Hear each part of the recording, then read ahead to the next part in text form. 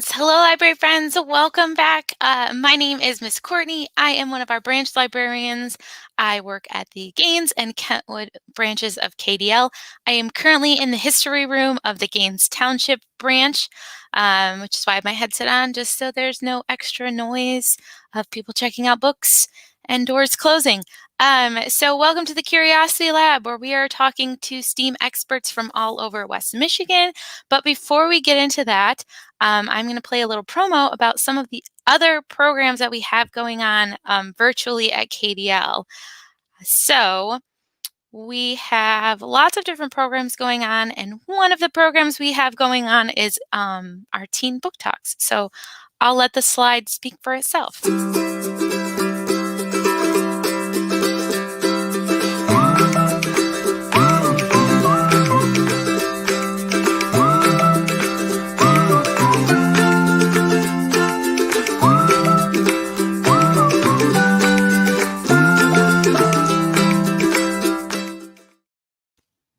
All right, I love that little tune that plays. So I'm going to introduce our guest today. If you have any questions for our guest, who I'll introduce in a moment, please leave them in the comments below. I will answer those or ask Anthony, well, introduce again in a moment, those questions towards the end once he tells us a little more about himself, what his job is, why I invited him on to our live stream today. So without further ado, I'm going to read from my handy dandy notes. So sorry if it looks like I'm not making eye contact with you. But Anthony Tuttle is a North Carolina native. He earned his bachelor's degree in technology, engineering, and design education from North Carolina State University, where he studied to be a high school technology teacher. However, after going to Wake Forest University and earning his master's degree in management, he started his career in business here in Michigan as a product manager and marketer at Steelcase. So while Anthony was at Steelcase, he worked daily with integrated technology products like interactive whiteboards and touchscreens, audiovisual equipment like microphones, monitors, projectors, video conferencing equipment, so video cameras, which I am using today, and a lot of the computers and software that helped make everything work. While working with all this technology, he also had to think about how to keep all of these devices secure once they got connected to the internet. Anthony is currently the project manager of the Cyber Hub at WMCAT, where he focuses on helping prepare other people for careers in cybersecurity so they can make sure all the things connected to the internet are safe and secure. In this role, his job is a blend of education, marketing, sales, community building, business administration, and hacking, which is probably what you're most excited to learn about. He's always learning and looking for ways to give back and share his knowledge. So without further ado, I'm going to add Anthony to the stream. Hello, Anthony. How are you today? Hey, everybody. I'm doing well. It's a little dreary outside, but it's nice and warm and dry in here. So, right, it's the perfect day to come and get a book in the library, which we are open. So if anyone wants to come and get a book, today is a perfect day to read. So Anthony, wow, your bio has quite a few things. It was a lot to remember, and luckily I didn't have to remember it because I have a piece of paper with it typed out. So before we dive into the nitty-gritty, can you just tell us a little more about yourself besides the bio? So tell us a little more about your current job and what cybersecurity is exactly, because we're all curious.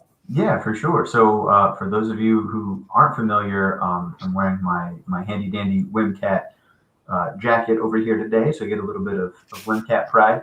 Gotta get that promo. The West Michigan Center for Arts and Technology. So we're a nonprofit on the west side of Grand Rapids.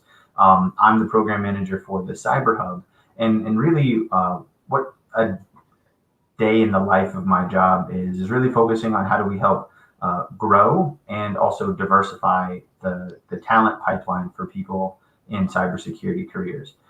You might think about cybersecurity as hacking, and there's a component of that, right? Like the wearing a hoodie in the basement, typing away on computers. That's way impossible if I were to date myself.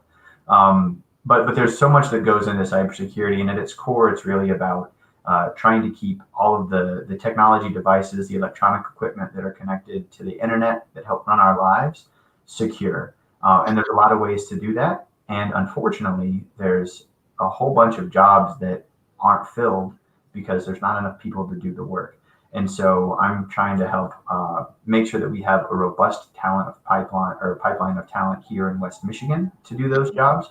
And then because predominantly the people who work in information security and cybersecurity are white men, and because we're not adding as many new people as we need to, they're getting older and older. We're looking at ways to inject more women, more people of color, people who traditionally haven't been represented in cybersecurity into the career field, because you can make a lot of money and you can have a really wide, varying and successful career in the field. Awesome. We love that. So, hey, if you're watching this and you need a new career, this might be it. Or if you're 10 and watching this, I mean, he said you could make a lot of money, so, and we need a lot of people. So, yeah. So, what does cybersecurity mean exactly, Anthony? Like, can you define it with an analogy or something so we can get a better understanding of, like you said, keeping it secure? So, what are we keeping Yeah. it secure from? So much like your homes, right? And most people in your homes, you have locks on your doors to keep bad people out or to keep people from wandering inside, or maybe you have locks on your cars, or locks on your schools or locks on your library, to try to help make sure that things that need to be safe and kept secure and private are kept safe and secure and private. There are people in the world who want to take information or data and exploit it for monetary gain. And they can do that in the real world, right? They can, take things from a mall that doesn't belong to them, but they can also use computer systems to take information. And so think of cybersecurity, if I were to use an analogy, think of cybersecurity as like a security guard or a police officer, but in a digital online space, right? Somebody who is there to help make sure that the systems are secure and that only the people who are supposed to be on the inside are on the inside, and all the people who might be trying to do bad things stay outside and far away. Gotcha. So you have some slides that you want to share with us. We'll add those. I'll let you walk through and just tell us a little more about Yeah. what information you have to share with us. Well, and part of I mentioned in my job, so much of it is trying to help grow and diversify the talent pipeline. So I'm not necessarily like the expert, hands on the keyboard, technical hacker, if you will, right? And just to be clear, hacking isn't a bad term. If something is stuck and you need it to be a little bit loose, you use WD-40, and that's a type of hacking, right? Or if it's moving a little more than it should, and you use duct tape, that's you're hacking that system as well.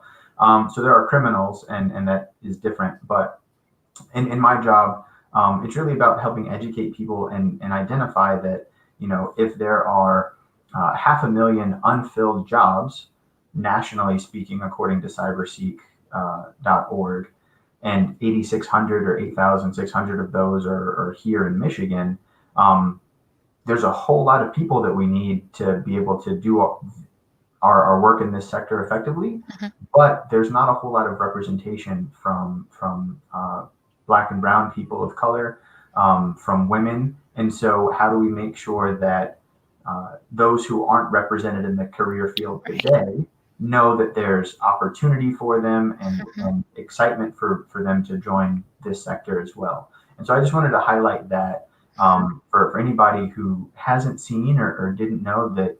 We'll talk about a huge workforce shortage in cybersecurity, and a lot of it, in my view, stems from we're not looking at the whole population in our nation to do these jobs for a handful of reasons, but that's sort of a starting spot. Awesome. Yeah, a few more things. If you were to think about as we're sort of talking about careers here. A lot of people, and myself included, for a very brief amount of time. When I was little, I wanted to be like a professional football player or soccer player or basketball player. And if you have that dream and desire, you can absolutely pursue that. But understand that, having a career in sports doesn't just mean that you're on the field or on the court, Mhm. right? You can be a statistician, or you can be in marketing. You can be a coach or a team owner.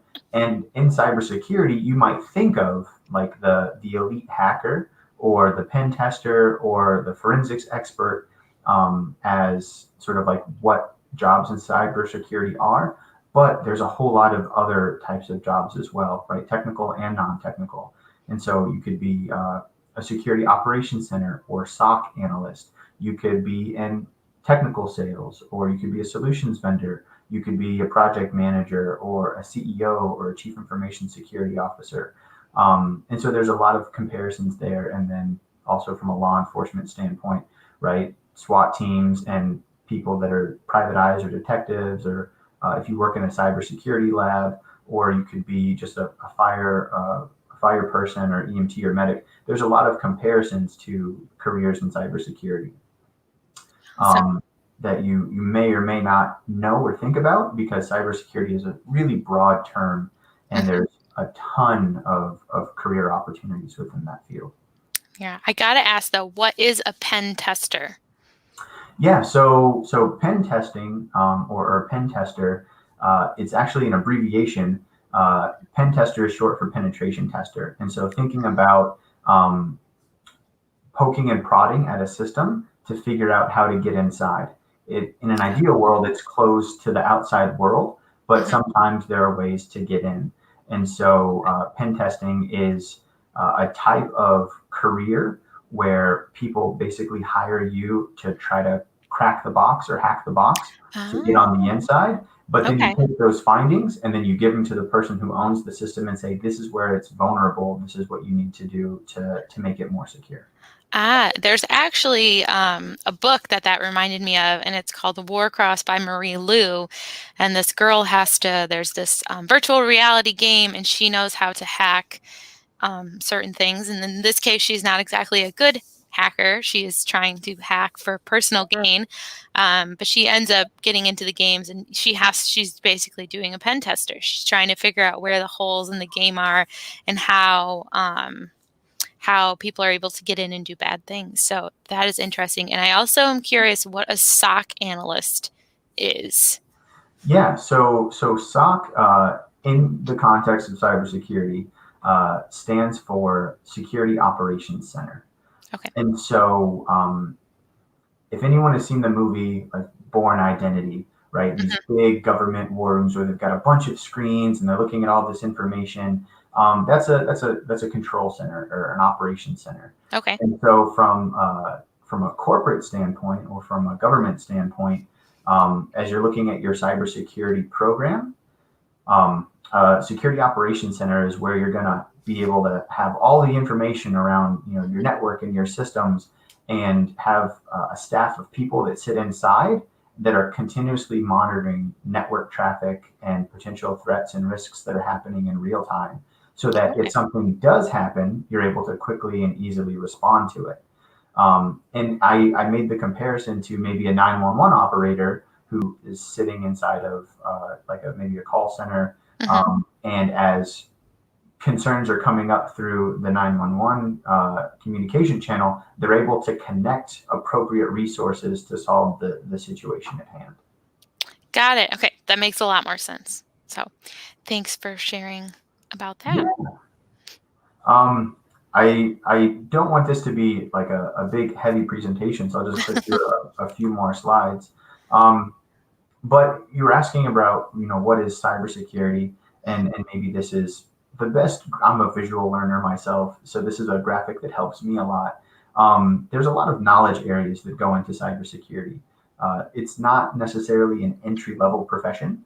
Hmm. They're the sort of domains or the knowledge buckets are system administration, so knowing a lot about hardware and software and operating systems, but also about networking and network administration, so how computers talk to each other, as well as coding. And for cybersecurity, it's more specifically scripting languages, because you're doing so much work that scripting helps automate some of those processes for you. Okay. And so each one of these circles, right, system admin, network admin, coding and scripting, you could have an entire career, right, like a long career where you're doing something new all the time. Cybersecurity really sits at the intersection of all of those, and we sort of use cybersecurity and information security interchangeably, because cyber is just really the space between computers, and a lot of times what's trafficked on that space is information. Awesome. So Yeah, yeah, there's a lot of things that there's go into it. there's a lot of things for sure, and I think that all of the uh, all of the things that are inside cybersecurity, right? All of these knowledge areas and buckets and tools and acronyms and jargon, it really makes it hard for people to see themselves Hmm. in a career because you don't necessarily know where to start. And if you're interested in cybersecurity, if you really like computers, if you're passionate about this, understanding that there's so many different ways to get into cybersecurity and what some of those big buckets of information are. Hopefully, this helps you understand. Well, I don't need to be able to do all of it right out of the gate. I can just start, learning Linux and seeing if I like that. And if I don't, maybe I learn about networks and how computers talk to each other. Or if I'm, taking a class in Python and learning how to code in Python, understanding what the security implications are from there, and over time being able to develop a broad view of cybersecurity. Awesome. Did you have any more slides to share? Unless we get any more questions, I used to be in teaching and in marketing and in sales, so I could talk for a lot of the time. So I'll go ahead and stop sharing my screen All now. right, we Um, will. All right. So Anthony, what advice might you give anyone who's young or old that is watching right now thinking, oh, that sounds interesting? What are some things that they should get started with? Should they start learning how to code? Should they try and hack their teacher's computer? Please don't do that. I'm joking. Please don't do that, friends. yeah, Um, yeah. Disclaimer, don't do that. Don't do what I say. What are some first steps that they could take as someone who's young or old in getting involved in cybersecurity? Yeah, so if we go back to those sort of three knowledge buckets, right? If you're interested in cybersecurity, not sure where to start with what you have access to. If you have a computer at home, right? Maybe it's a MacBook or maybe it's a Windows PC. Um, Learning about, assuming that it's your device, right? And not your parents, and you're not changing all of their settings. Learning about how the computer works, Mhm. or what some of the settings and configurations are within that device. If you have access to coding classes and you want to try to learn coding, you can start there. Um, if you want to learn, or maybe your parents have a spare Wi-Fi router and modem, and you want to learn how you get wireless internet in your house, you can start there, and hopefully it doesn't come across as you can start anywhere you want. Um, I think the beauty and the challenge of cybersecurity is that you can start anywhere. It's almost as if I were to say, hey, we're in Grand Rapids, Michigan, and I want to go to Miami, Florida. You can start on, what is it, 131, Yeah. and head south and take any number of roads to get to Miami, Florida. Um, but the path that you take isn't necessarily going to be the path that somebody else takes. And who knows, maybe you'll get close to Nashville and say, hey, Nashville's kind of cool. Maybe I'll hang out here for a bit. Cybersecurity is very much almost like a lifelong career path, Mhm. where don't think of cybersecurity as, hey, it's a destination. I finally arrived. Think of it more as a journey. A lot of the things that we do, especially in our online lives, can be seen as either more secure or less secure. It's not Mhm. I'm secure or not. It's that, if I've got two-factor authentication enabled on my online web portal, that's more secure than if I have password 123 as my only password. Um, and so, if you're passionate about anything, try to find free resources that let you explore it, Mhm. just to see if you have an interest in it. To that point, if you go to cyber.wmcat.org/learn, on our website, we've tried to break out a handful of free resources to help you explore if you have passion in any of those topic areas. And so, one of the things that could help you is we are a Cisco networking academy.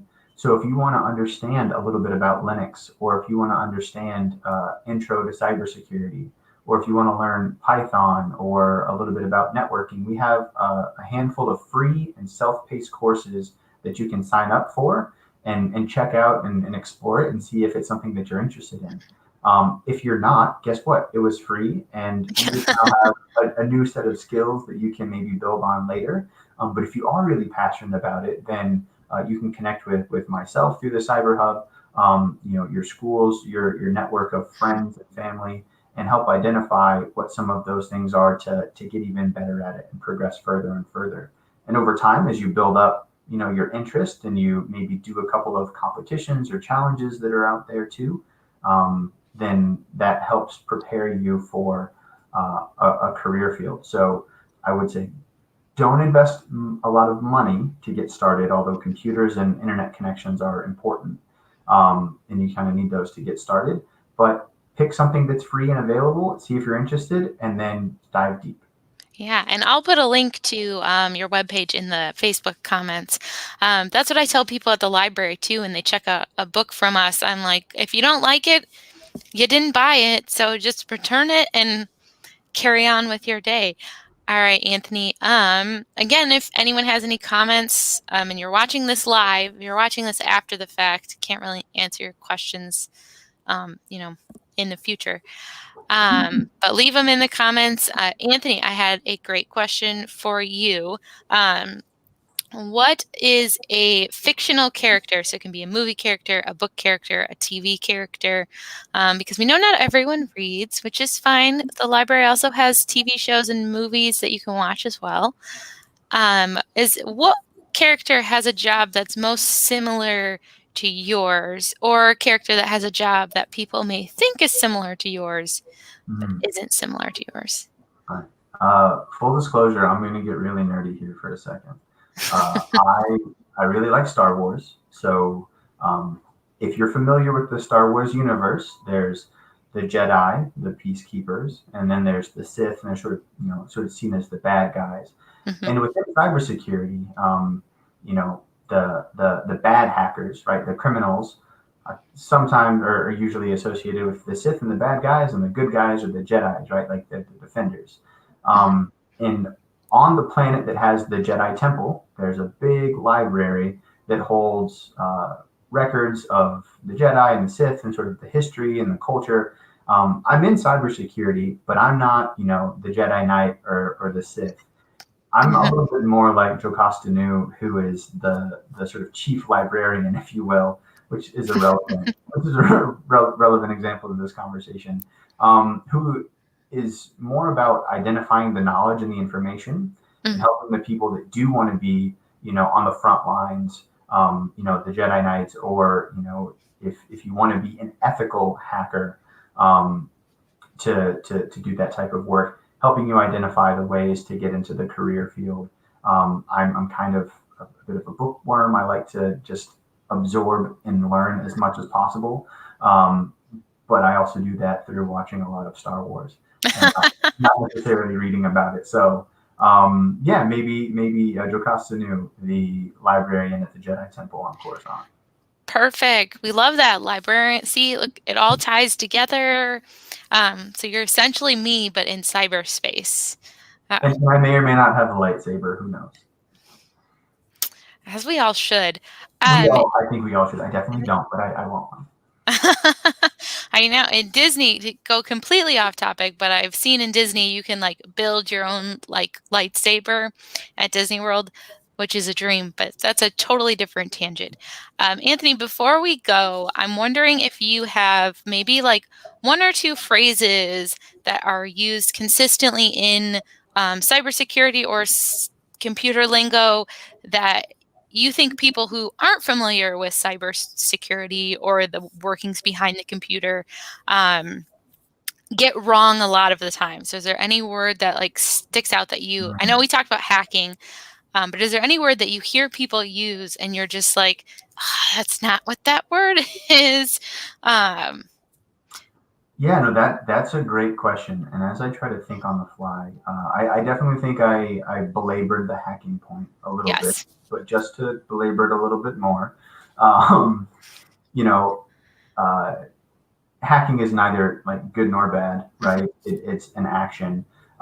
Being a cyber criminal, that's bad, right? Yes. Doing things that you shouldn't do on the internet and with devices that aren't yours, that's the bad part. You can be a good hacker, and they do exist. Um, I think, and not so much like a wrong word, Mhm. but the misconception that you have to be super technical and know, 87 different computer programming languages in order to be in cybersecurity. As somebody who is and cannot do those things, I can personally attest that really it comes down to a thirst for knowledge, Mhm. continually wanting to learn, and just being able to sort of dive in and really like to solve problems, whether that's communicating new challenges, um, right, sharing information to people that own businesses, to coming up with really cool graphics and then sharing them on a live stream with KDL. Um, there's a handful of ways that you can get into cybersecurity. It can seem really daunting, but ultimately, people that are inside this field know that we need a whole lot more people, and they're really willing to connect with you and help you learn Mhm. what you need to learn in order to get a job and build a great career. And so that's not like a misconception from a word standpoint, but it Mhm. might be a misconception of the career field. Yeah, I like how you spun it. All right, Anthony. Market. Well, thank you so much for joining us and for sharing all of your knowledge. Again, friends, if you wanted to learn more, you can find Anthony at WMCAT. Is it WMCAT.org? Is that your website? Yeah, Okay. WMCAT.org is for our organization. If you're specifically looking for the Cyber Hub, cyber.wimcat.org.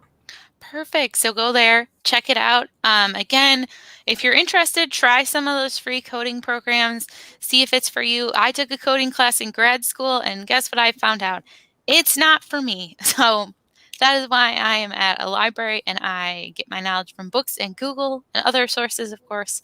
Um, but yeah, that is all we have time for today.